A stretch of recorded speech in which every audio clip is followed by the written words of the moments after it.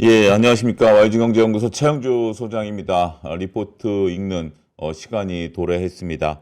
시장의 변동성이 좀 큰 가운데서도 리포트 읽기는 계속 지속돼야 될 것으로 저는 강한 확신을 좀 갖고 있고요. 이번 주는 그 시청자 여러분들이 신청한 리포트가 계속해서 읽고 있죠. 어제도 읽었고 오늘도 계속해서 이번 주는 시청자 여러분들께서 신청한 리포트를 계속 읽고 있다라는 점입니다. 공지 화면 잠깐 좀 띄워주시면, 그러니까 오늘부터 이제 금요일까지 이러한 것들이 좀 이루어지고 있고요. 지금은 이제 라이브 영상이고요. 그 다음에 이제 한 8시경 제 영상이 업로드되는 독립 영상에다가 시청자 여러분들께서 이제 보고 싶어 하는 리포트를 적어주시면 제가 꼼꼼히 다 체크하고 있습니다. 그런 분들을 여러분들과 함께 얘기하겠다라는 점 말씀드리겠습니다. 오늘 또 얘기하고자 하는 주요 포인트 중에 하나는 그런 겁니다. 이익은 성장하고 있는데 그 이익에 대한 성장률이 꺾이는 기업들을 어떻게 평가를 해야 될 것인가에 대한 고민을 담고 있는 리포트를 오늘 조금 거기서 포인트를 제가 뽑아냈습니다. 시청자 여러분들이 지금 이제 오늘 다룰 종목 같은 경우는 최근에 주가가 급등했었던 종목 아니면 바닥에 있는 종목 이렇게 구분할 수가 있겠는데요. 아무래도 조금 미리 다뤘으면 하는 좀 아쉬움도 없지 않아 있긴 합니다. 하지만 오늘 나온 리포트도 있고요. 그래서 한번 좀 내용들을 보면서 하나하나 설명해 보도록 하겠습니다. 첫 번째 APR입니다. 오늘 나왔고요. APR 같은 경우 지난주에 신청하셨는데 오늘 KB증권에서 리포트가 나왔습니다. 그래서 요걸 한번 좀 살펴보도록 하겠는데 오늘 굉장히 좀 중요한 내용들 담고 있습니다. 끝까지 같이 좀 해주시길 바라겠고요. 42만 원으로 목표가를 31% 상향했습니다. 글로벌 탑 뷰티 기업을 향하여라는 제목으로 현재 지금 내용이 나와 있는 그런 상태인데요.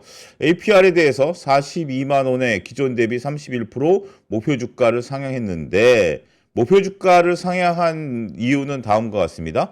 히어로 SKU 확장이 지속되며, 그러니까 이제 우리가 집중적으로 판매되는 제품에 대한 확장이 지속되고, 아마존 뷰티에서 탑 10에 메디큐브 제품이 2월 최대 10개까지 랭크인되면서 비수기에도 우상향하는 흐름이 이어가고 있다.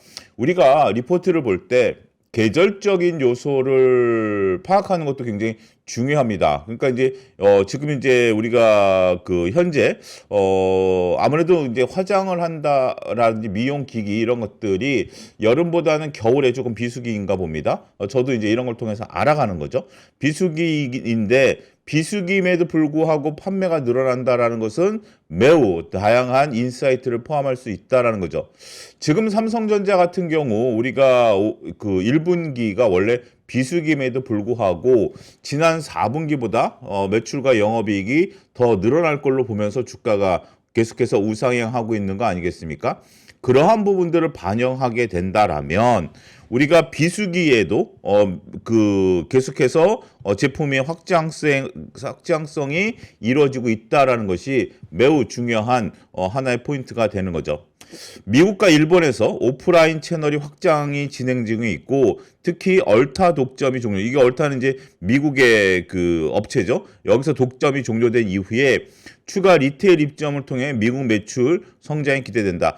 APR 같은 경우 우리가 이제 뷰티 기계가 있기 때문에 물론 이제 온라인, 이제 유럽에서는 온라인 쪽이죠. 틱톡 샵에서 UK 뷰티 카테고리가 되면서 직접 진출 효과가 나타나고 있긴 하겠습니다만 미국과 일본에서 오프라인 채널이 확장되고 있다라는 것도 상당히 좀 고무적인 그런 상황이다라고 말씀드릴 수 있겠죠. 우리가 온라인 채널과 오프라인 채널의 차이점은 뭘까요? 온라인 채널 같은 경우는 비용이 상대적으로 적게 들어가고 있습니다만 실질적으로 뭐 확장성이 굉장히 넓으니까 온라인은 기본 우리가 생성할 수 있는 부분들이죠. 근데 왜 굳이 오프라인에 대한 부분들을 좀 할 수 있을까요? 아무래도 오프라인 매장이 있다라는 것들, 특히 이제 APR이 만들어내는 의료 뷰티와 관련된 기기들 같은 경우 체험이라는 것도 매우 중요한 거 아니겠습니까? 그런 것들은 물론 온라인을 통해서 틱톡을 통해서 구전 효과, SNS를 통한 효과 이런 것들도 있긴 하겠습니다만 오프라인 매장과 관련된 부분들도 있는 거죠. 자, 아모레 퍼시픽을 우리가 다루면서 중국 내에 있어서 오프라인 매장을 축소하는 것이 오히려 긍정적이다라고 얘기를 했었는데 APR 같은 경우는 현재 미국과 일본에서 오프라인 채널이 확장 중에 있다라는 측면이죠. 이거는 우리가 이제 탈중국 그리고 서방 국가로의 진출 이런 것들을 하고 있는 거죠.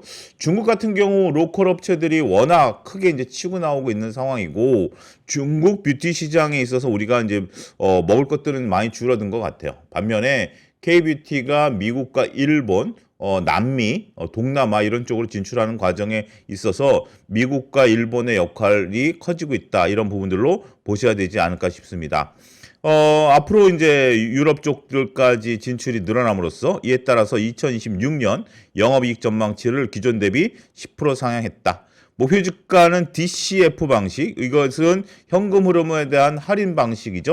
방식을 적용해서 산출을 했다라는 건데 우리가 이 부분 제가 따로 한번 다룰 겁니다. DCF 방식과 여기서 뭐 WACC 이런 내용들을 우리가 직접 다루긴 어렵고 제가 이제 어제부터 클래스를 오픈을 했죠. 거기에서 이제 영상을 계속해서 업로드를 지금 이제 계속해서 할 예정인데 거기에서 이 방식은 따로 좀 다룰 겁니다. 아무래도 우리가 지금 6시 10분부터 하는 것은 리포트 내용에 집중하는 거고 리포트를 해석하는 과정에 있어서의 뒷받침되는 이론 그 다음에 기초적인 재무제표를 읽는 방법 이런 것은 클래스에서 따로 좀 다루는 것이 이원화해서 아무래도 효율성을 좀 높이게 되고 또 아시는 분들은 우리가 굳이 이 시간에 다룰 필요 없겠죠. 이 시간에는 많은 리포트를 다루면서 이 리포트 내용을 보는 것이 중요하겠고 모르시는 분들이 클래스를 통해서 이런 것들을 확인할 수 있는 부분들이 되기 때문에 그건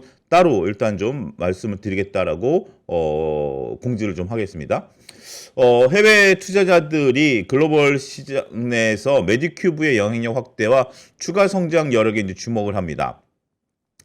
APR은 제프리스 아시아 포럼에 이제 참석을 해서 해외 투자자들과 미팅을 가졌는데 해외 투자자들은 글로벌 메스티지 화장품 시장의 성장을 인지하고 있다. 메스티지는 뭐죠? 가격은 저렴하지만 우리가 아무래도 조금 고사양에 대한 상품 이런 것들에 대한 화장품 시장이죠. 이런 시장에 대한 성장 우리가 아무래도 이제 가성비라고 따지는 시장이 메스티지 화장품 시장이다라고 볼 수 있겠는데요. 가성비가 좀 높은 시장에 대한 성장에 대한 부분들을 인식하고 있습니다만 해당 시장 내에 있어서 결국은 이 시장 내에서 메디큐브의 영향력 확대와 점유율 상승이 가장 중요한 거 아니겠습니까? 그런 부분들이 궁금하겠죠. 투자자들은 다 똑같습니다. 여러분들도 APR에 있어서 APR의 대표적인 상품인 메디큐브가 얼마만큼 성장할 것인가에 대한 부분들을 궁금해하는 것이죠.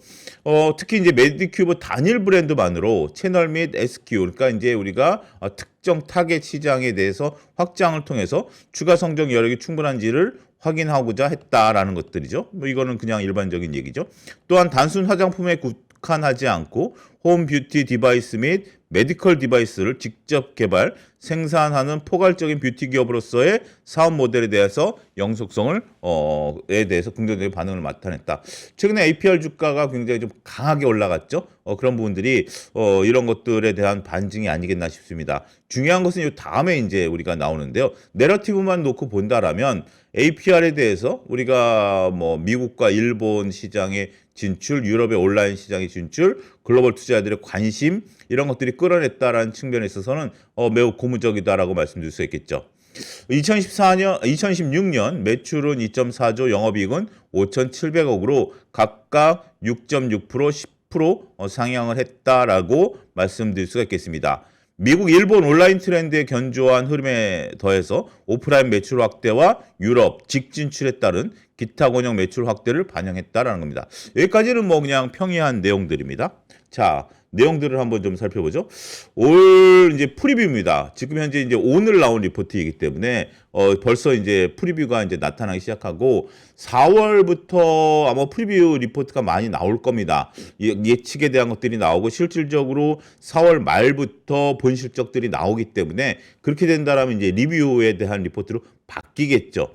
그런 것들을 그 추적 관찰하는 것도 상당히 재밌는 현상이다라고 볼 수 있겠는데 우리가 지금 이제 매출액 같은 경우 520이죠. 5,200억이죠. 5,200억이지만 매출이 이제 우리가 전년 같은 2025년 1분기엔 266이었습니다. 무려 2배 가까이 상승하는데 직전 분기 대비 548 대비시 520이니까 4.9%가 줄어들었다라는 거죠.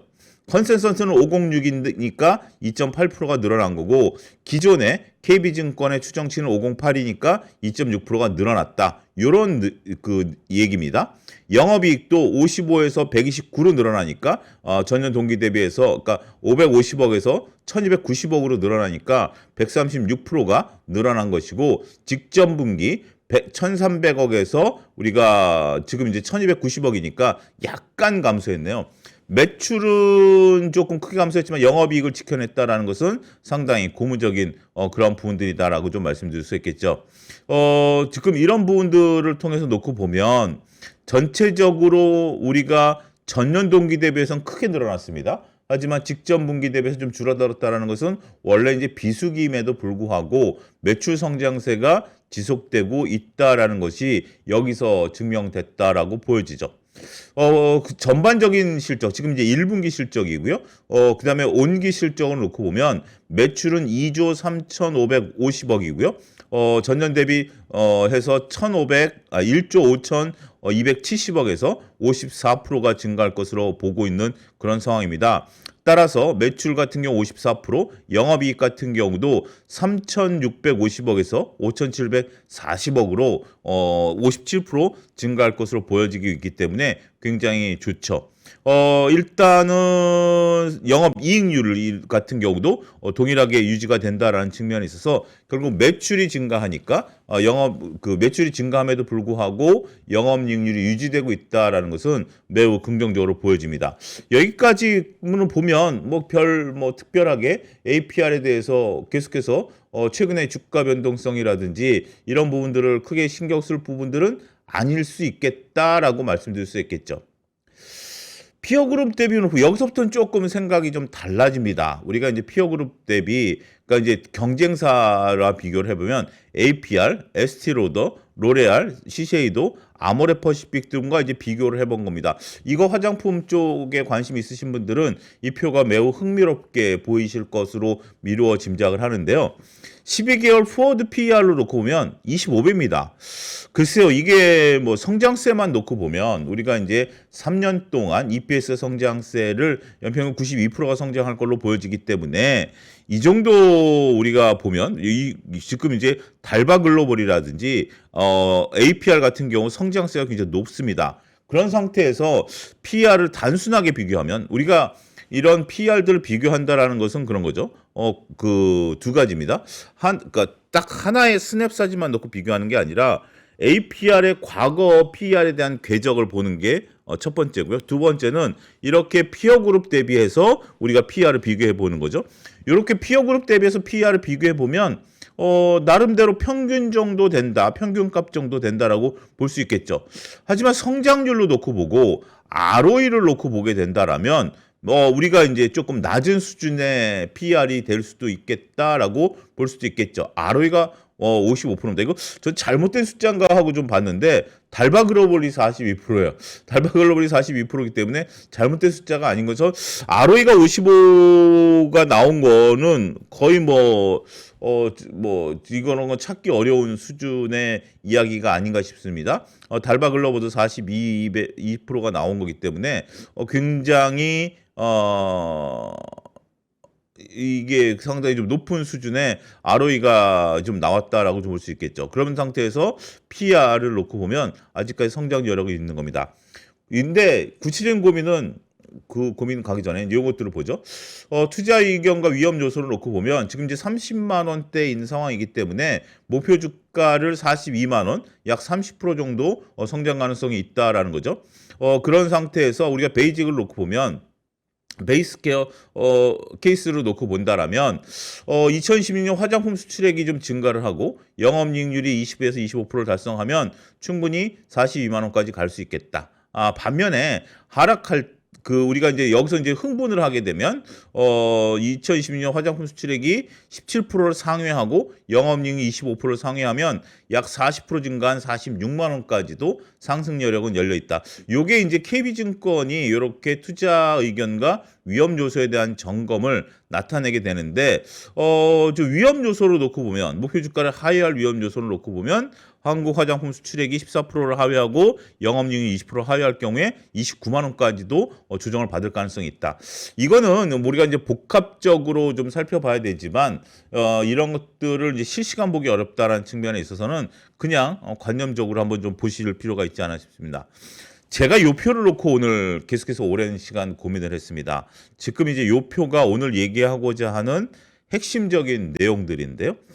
자, 일단 2024년 7,230억 매출이 작년에 1조 5천억의 매출을 달성했습니다. 그리고 올해는 2조 3천억에 대한 매출을 달성할 것으로 보고 내년에는 2조 9천억에 대한 매출을 달성할 것으로 보고 있습니다. 영업이익 같은 경우 재작년에 1,230억에서 작년에 3,650억, 그 다음에 올해 5,740억, 내년에 7,210억의 영업이익을 달성할 것으로 보고 있습니다. 성장이 계속해서 지속되고 있습니다. 특히 작년에 1조 5천억에서 내년도에는 거의 뭐 3조 가까이, 2배 가까이 매출이 늘어날 거기 때문에 굉장히 퍼포먼스가 좋을 것으로 보여지고 있는 상태죠. 고속 성장이 계속해서 이어질 것으로 보고 있습니다. 그런데 여기서 어떤 문제가 있는데 그렇게 차 소장이 뜸을 그렇게 들이고 있는가라고 의구심을 나타내실 텐데 밑으로 한번 내려와 보시죠. 매출액 성장률을 놓고 보면 2024년에 2023년 대비해서 38%가 성장했습니다. 2025년에는 110%가 성장했습니다. 2026년에는 54%가 올해 성장할 걸로 보고 내년에는 23%가 성장할 것으로 보여집니다. 이게 이제 포인트죠. 계속해서 매출과 영업이익은 성장합니다. 매출과 영업이익은 성장하는데 성장률 자체가 꺾인 거죠. 꺾였다라고 볼 수 있을까요? 어쨌든 꺾인 겁니다. 성장률 자체가 꺾인 거죠. 영업이익 성장률을 놓고 보면 2024년이 2023년 대비해서 17% 성장을 했고 작년에 197% 성장을 했고 올해 57% 성장을 하고 내년에 25%를 성장할 걸로 보고 있다라는 거죠. 자, 우리가 삼성전자와 하이닉스의 주가 변동성에 대한 우려감 중에 하나가 뭐죠? 이익은 성장, 그러니까 매출과 이익은 성장을 하지만 이러한 성장률이 언제까지 유지될 것인가? 이러한 성장률이 좀 꺾였을 때 주가가 조정을 받을 가능성이 있는 거 아니야? 라는 의구심은 삼성전자 하이닉스에 적용을 시키시는 분들이 있어요. 그래서 지금 미리 지레짐작 이제 좀 겁을 먹고 삼성전자 하이닉스를 우리가 조금 대비를 해야 된다라고 얘기하는 분들도 있어요. 여러분들 들어보셨을 거예요. 그러면 APR에는 이걸 적용하면 안 될까요? 갖고 계신 분들에게, 그러니까 제가 냉정하게 말씀드리는 거예요. 제가 지금 APR을 사라 팔아라 말씀드리는 건 아니잖아요. 지금 이제 공부 차원에서 말씀을 좀 드리면 실질적으로 매출 성장과 영업이익은 성장을 해요. 그리고 그러한 성장이 고속 성장을 아직까지 이번 올해 연도까지는 할 겁니다. 그리고 내년도에도 25%, 23% 성장을 하는 것도 꽤 높은 수준의 성장을 해요. 그러면 성장 곡선이 이렇게 되는 거죠. 성장 곡선이 이렇게 되는 거죠. 기울기가 줄어들었을 때 과연 주가에 대한 성장 모멘텀을 우리는 어떻게 끌고 가야 되느냐에 대한 고민인 겁니다. 지금 당장 APR에 대한 매도 의견을 말씀드리는 것 전혀 아닙니다. 못 간다라는 것도 전혀 아니고요. 최근의 변동성은 APR의 변동성만이 아니라 시장의 변동성이죠. 그렇기 때문에 APR이 이 리포트 때문에 빠졌다라고 보기는 어려워요. 그렇지만 앞으로 APR을 장기적으로 언제까지 보유해야 되겠다라는 고민을 지금은 해야 될 시점이 아니겠나라는 것을 조금 이 리포트를 보면서 고민을 하는 거죠. 그리고 더 나아가서 우리가 삼성전자라든지 하이닉스 아니면 기타 고속 성장하는 기업들에 대한 그 주가의 움직임을 어떻게 예측하고 어떻게 받아들여야 될 것인가에 대한 고민을 같이 하자라는 겁니다. 저는 올해 초에 하이닉스에서 아마 그랬던 질문을 받았던 것 같아요. 하이닉스가 언젠가는 이 성장률이 조정을 받을 텐데 그러면 주가가 조정을 좀 받을 수 있는 거 아니겠습니까? 그런 질문들을 받았을 때 아니 50%씩 성장하는 기업, 그 영업이익률이 50%인데 영업이익률이 우리가 실질적으로 뭐 40%가 된다 한들 이 정도도 높은 거니까 크게 영향 안 받을 겁니다. 아직은 괜찮습니다라고 제가 답변을 드렸는데요. 여기서도 지금 놓고 보면 우리가 전체적으로 봤을 때 성장률이 아직까지는 고속 성장을 하기 때문에 우려할 바는 아니에요. 그런데 이게 만약에 성장률 자체가 10%대로 떨어진다라든지 아니면 한 자릿수대로 급격히 떨어지게 되면 그때는 아마 좀 고민을 해봐야 되는 거죠. 그래서 지금 이제 APR에 대해서 성장이 이어지면서 매출이 그러니까 이제 규모의 경제가 점점 커지는 겁니다. 덩치가 커지는 건데 작년에 1조 5천억에서 내년에 2조 9천억까지 뭐 내년은 거의 뭐 3조로 봐야 되겠죠. 3조까지 늘어날 것으로 보는 상태에서 그럼 그 이후에는 몇 프로 성장을 해야 되느냐라는 거죠. 다양스러운 것은 영업이익률, 여기 이제 그런 것들에 대한 고민이고, 다양스러운 것은 영업이익률 자체가 20%대 중반으로 유지가 되고 있다라는 겁니다. 영업이익률이 유지가 되고 있고, 이런 부분들은 우리가 이제 거의 뭐 비슷한 숫자를 대입하니까 아직까지 이제 뭐 그런 건데, 작년과 올해 영업이익률이 거의 비슷하다라는 것들, 꺾이지 않다라는 것은 시장에 있어서 하방을 좀 지지하는 버팀목이 되는 그러한 역할도 충분히 가능할 수 있다라고 볼 수 있는 거예요. 그래서 APR은 두 가지 관점입니다. 일단 세 가지 관점입니다. 일단 내러티브가 좋아요. 지금 이제 새로운 미국과 일본, 유럽 시장에 있어서 진출 모멘텀이 살아있다라는 것 때문에 내러티브가 좋습니다. 그런 상태에서 올해 내년까지 고속 성장세가 이어질 것으로 보여지고 있습니다. 하지만 이 고속 성장세가 꺾였을 때 아니면 잠시 조정을 받았을 때 주가가 어떤 퍼포먼스를 보일 수 있을 것인가 한번 고민을 하고 계셔야 됩니다. 라고 말씀드릴 수가 있겠고 영업이익률이 꺾이지 않는 한 하방은 어느 정도 선에서 좀 버팀목이 될 수 있다라는 측면까지 종합적으로 보셔야 될 것 같아요. 주가가 이제 우리가 이제 이런 것들을 보지만 이제 주식 이제 차트도 한번 좀 보긴 해야 되겠죠.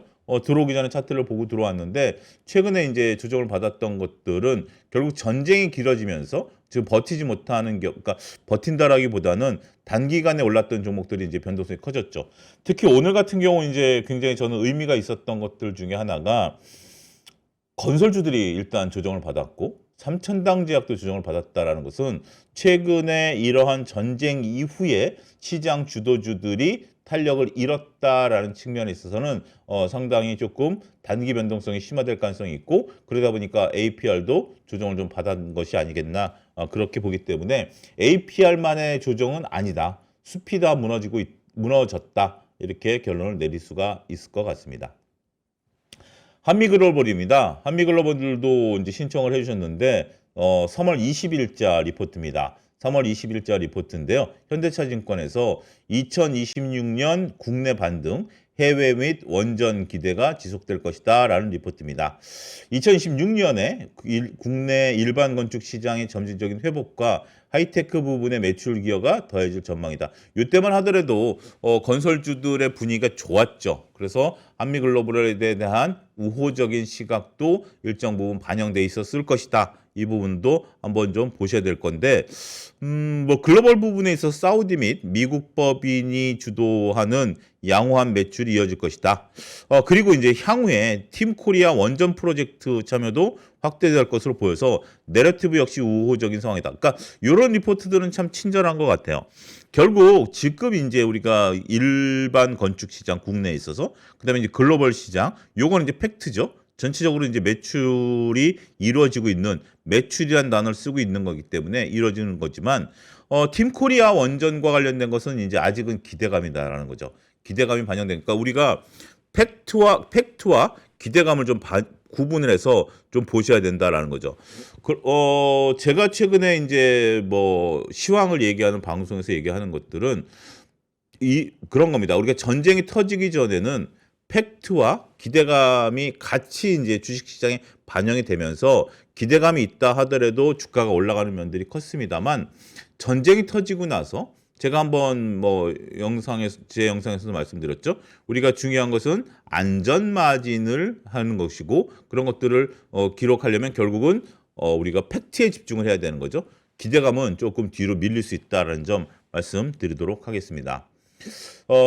주요 이슈 및 실적 전망을 놓고 보면 국내 시장에서 데이터 센터, 재건축 산업에 있어서 PM, 프로젝트 매니지먼트 수요가 증가하고 있어서 2025년을 저점으로 매출의 반등이 예상이 되고 그다음에 이제 자회사에서 미분양 재고 손실 반영이 이제 종료됐다. 이런 것들이죠.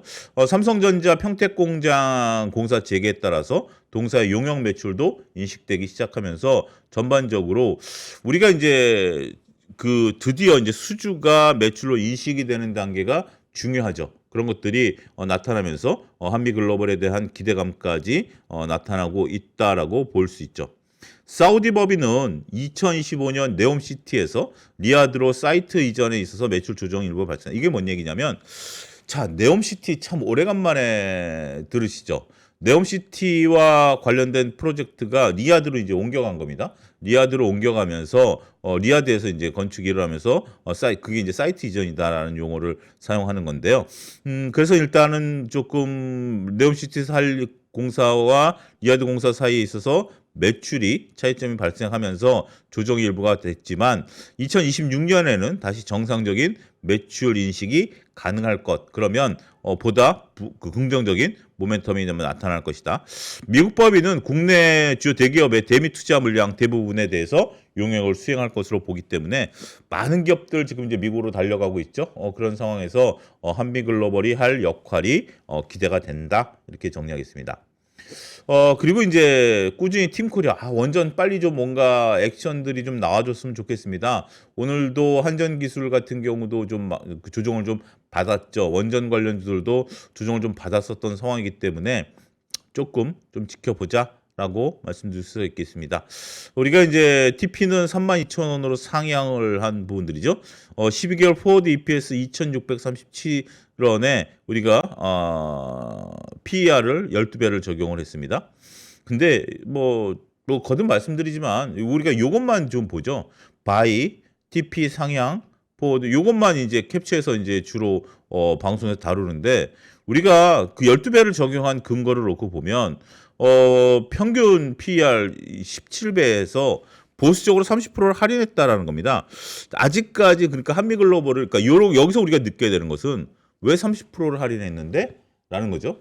할인했다라는 것은 적극적으로 이것에 대해서 우리가 뭐라고 그럴까요?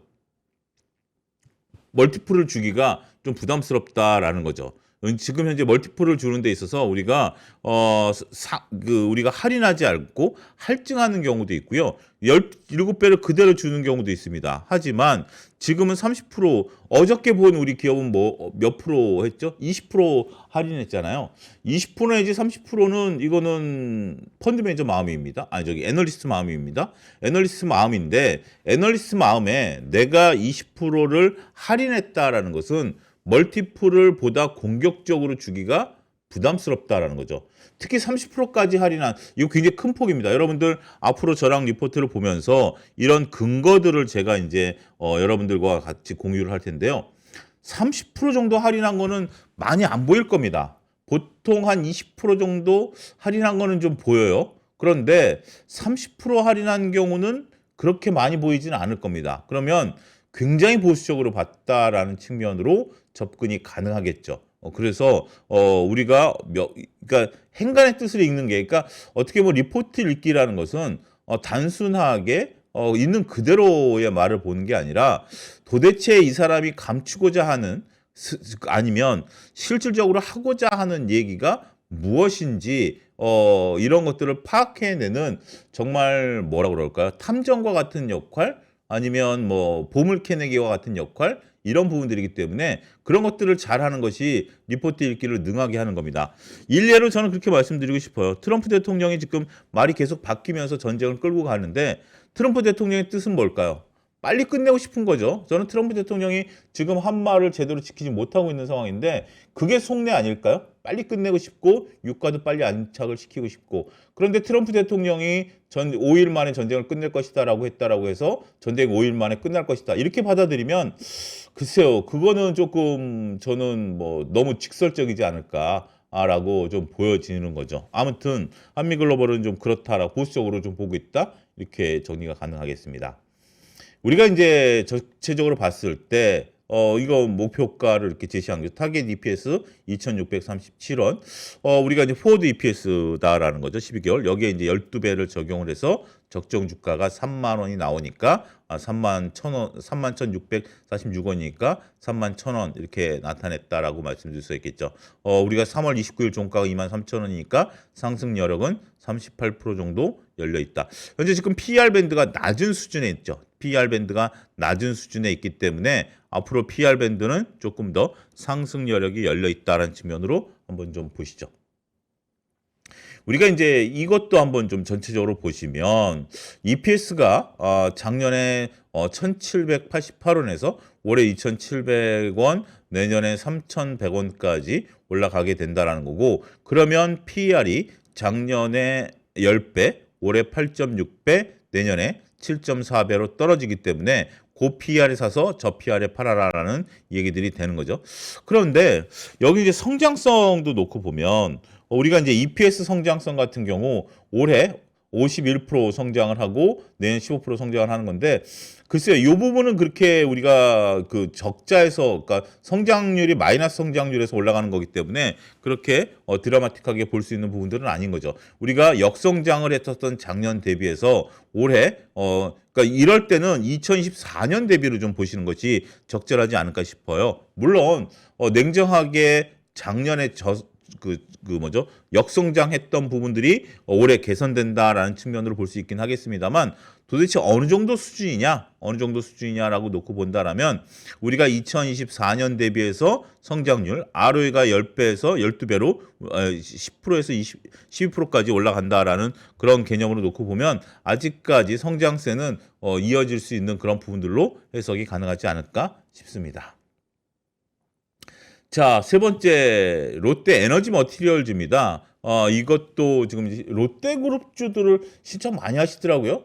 롯데쇼핑도 그렇고 롯데 지주도 그렇고 롯데 에너지 머티리얼즈도 그렇고 롯데 쪽에 관심이 좀 많으신 것 같아요. 현대차증권에서 3월 18일 날 나온 리포트입니다. AI 최적화 사업 구조와 안정적인 재무 구조다라는 건데 목표 주가를 5만 원으로 커버리지를 게시했다. 커버리지 게시하면 뭐죠? 우리가 한 번씩 봐야 된다라고 좀 그동안 말씀드렸죠. 올해 ESS, BBU, 회로 방역 수요 성장으로 분기 기준 턴어라운드가 기대가 된다. 2027년 흑자 전망이 된다. 이 부분 한번 좀 보시죠. 우리가 이게 지금 이제 제가 연간 실적으로 놓고 보면 우리가 이제 올해 1조 가까이 이제 매출이 늘어나면서 내년에 1조 1,000억이 매출이 늘어날 건데 분기 실적으로 놓고 보면 내년도에 우리가 흑자 전환이 되는 과정에 있어서 영업이익이 올 4분기 때나 흑자 전환될 것으로 보여집니다. 상당히 이제 지금 이제 작년 같은 경우 어려운 시기를 좀 보냈고 올 상반기까지 어려운 시기를 보내고 올 하반기부터 이게 턴어라운드가 가능한 거죠. 그러면 롯데에너지 머티리얼즈 같은 경우는 우리가 볼 수 있는 관점은 올 하반기부터 이게 턴어라운드가 되니까 주가 움직임을 그거보다 조금 이제 우리가 6개월 선행 정도 하니까 그런 모멘텀을 좀 보시는 것이 좀 좋다라고 말씀드릴 수가 있겠죠. 우리가 전체적으로 봤을 때 이러한 기업들은 분기 단위로 매출에 대한 기대감들이 나타나게 되면 당장 요 연간 계획을 놓고 보면 올해 적극적으로 매수 관점으로 보는 것이 맞겠죠. 그런데 시점으로 놓고 보면 하반기에 몰려있다 이렇게 좀 말씀드릴 수 있겠죠. 그 부분을 좀 체크를 하셔야 될 것으로 보여지고 있고요. 우리가 이제 목표 주가는 이게 에비타 이익을 보는 겁니다. 왜 에비타 이익을 보냐면 아무래도 지금까지 이제 이익을 못 냈기 때문에 지금 이제 작년 올해 이익을 못 낸 상태인데 에비타 이익으로 놓고 보면 지금 이제 에비타 이익은 뭐죠? 감가상각을 반영 안 한 거죠. 그런 상태에서 에비타 이익이 이제 잡히는 거죠. 에비타 이익으로 보지 않으면 적자이기 때문에 에비타 이익으로 보면 이익이 1,362억 원이 잡히는 거기 때문에 여기서 이제 우리가 EV 에비타로 봐서 멀티플 17배를 적용해서 5만 원 제시했다라고 지금 보고 있는 거죠. 캐파를 고려해서 우리가 이제 주가가 실적을 선반영하는 경향이 크다 뭐 이런 내용들입니다. 한번 읽어 보시고요. 그다음에 이제 전체적으로 동사의 AI용 회로박 출하 비중이 증가할 것으로 보여지고 있고 수익성이 높은 회로박 비중 매출에 따라서 믹스 개선 효과에 따라서 그 평균 ASP가 상승하는 그런 부분들이 좀 볼 수 있을 것이다. 또 경쟁 업체가 지금 중국에 매각됨에 따라서 우리가 탈중국 공급망 내에서 밸류체인에 따른 수혜가 좀 클 것으로 보여지고 익산 공장의 원가 높지만 수익성 높은 A 회로박 전환에 따라서 원가가 안정화된다. 이런 부분들을 뭐 전체적으로 이렇게 쭉 해서 보시면 될 것 같습니다. 우리가 이제 요거는 이제 내러티브죠. 앞으로 이제 이런 부분들이 크게 작용할 것이다. EV용 전지박 수요벽 모멘텀 크지 않지만 자율주행 완화가 모멘텀이 될 것이다. 이런 거죠. 이런 내용들을 한번 쭉 보시면 될 것 같고, 그다음에 실적 봤고요. 근데 여기서 중요한 건 이겁니다. 지금 이제 이렇게 전체적으로 봤을 때 이익이 나지 않는 기업들 입장에서 보면 이익이 나지 않는 기업들은 도대체 그러면 어떤 돈으로 버틸까? 라는 생각이 드는 겁니다. 이익이 나지 않는 기업은 어떤 돈으로 버틸까? 여러분들 계속해서 가정경제가 마이너스를 기록하게 된다라면 아무리 돈을 벌어도 뭐 매출은 있는 거 아니겠습니까? 돈을 벌어도 영업이익이 적자면 계속해서 마이너스로 끌고 갈 수밖에 없겠죠. 어떻게 버틸 것인가 해서 현금흐름표를 갖고 와봤습니다. 현금흐름표를 보니까 우리가 영업 활동으로 인한 현금 흐름이 2013년 마이너스, 2014년 조금 플러스, 그 다음에 2025년 마이너스, 올해도 마이너스고 내년에 큰 폭이 개선된다라는 거죠. 그러면 내년에 이제 우리가 전체적으로 봤을 때 1230억에 대한 영업 활동으로 인한 현금 흐름이 플러스가 되면 이 마이너스를 잘 견디면 되는 거 아니야? 라고 쭉 보니까 투자는 계속해서 이루어지더라고요. 그러니까 이제 미래를 위한 투자가 이루어진다라는 측면에 있어서는 매우 긍정적이에요. 근데 지금 여기서 밑에서 보면 현금의 증가 감소를 놓고 보면 증가했다가 계속 감소하죠. 계속 까먹고 있는 거예요. 까먹고 있는데 기초현금이 플러스가 나름대로 버티고 있어요. 여기 보니까 4,230억의 자본 증가가 있었습니다. 그래서 4,230억의 자본 증가가 뭔가라고 이제 살펴봤죠. 뭔가 살펴보니까 제3자 유상증자를 했습니다. 제3자 배정 유상증자를 했습니다. 제3자 유상증자를 했고요.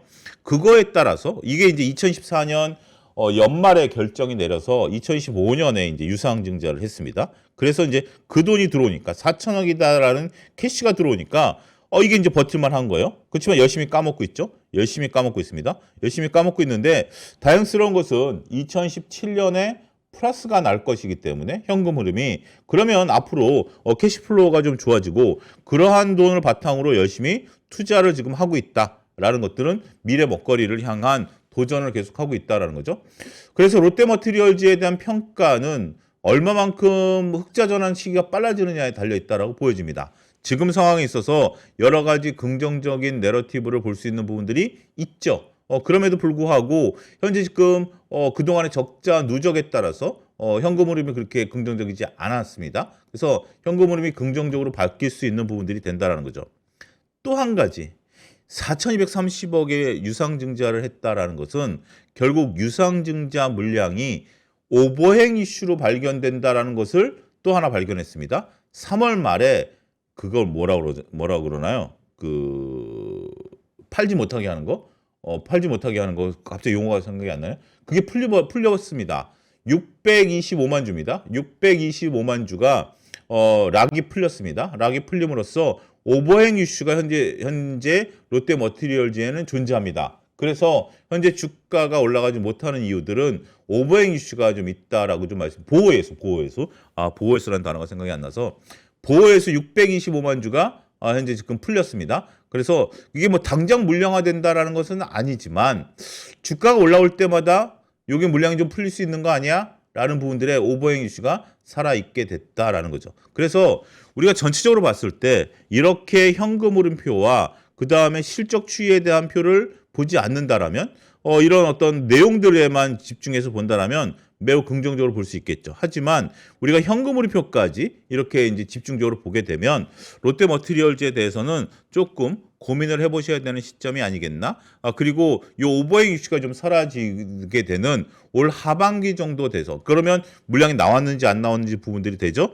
판단을 그때 가서 하는 것이 좋지 않을까라고 권고해 드리도록 하겠습니다. 자, 아무래도 그 뭐 당일 나온 리포트도 보지만 여러분들이 신청하신 리포트를 보니까 볼만한 것들이 좀 많이 있다라는 생각이 듭니다. 그래서 오늘도 어제도 이제 많이 좀 다루셨는데 특히 어제는 이제 그 라이브 영상에도 좀 댓글을 다루셨더라고요. 근데 저도 이제 보긴 합니다만 라이브 영상 뭐 지금 이게 라이브 영상이니까 라이브 영상에 그 댓글을 다시는 것보다는 아무래도 8시경에 올라오는 독립 영상에 댓글을 좀 달아주시고요. 그 다음에 앞서 언급드렸던 뭐 우리가 가치 평가 방법이라든지 보다 좀 깊은 내용은 클래스 영상에서 별도로 좀 다뤄드리도록 하겠다라는 점도 다시 공지드리면서 오늘 준비된 내용 이어서 마치고 내일이 수요일, 수, 목, 금 3일 남았습니다. 3일 동안 시청자 여러분이 신청하신 종목을 이렇게 집중적으로 풀어드린다라는 점 다시 한번 강조드리면서 오늘 방송 여기서 마치고 내일 다시 이 시간에 찾아뵙도록 하겠습니다. 감사합니다.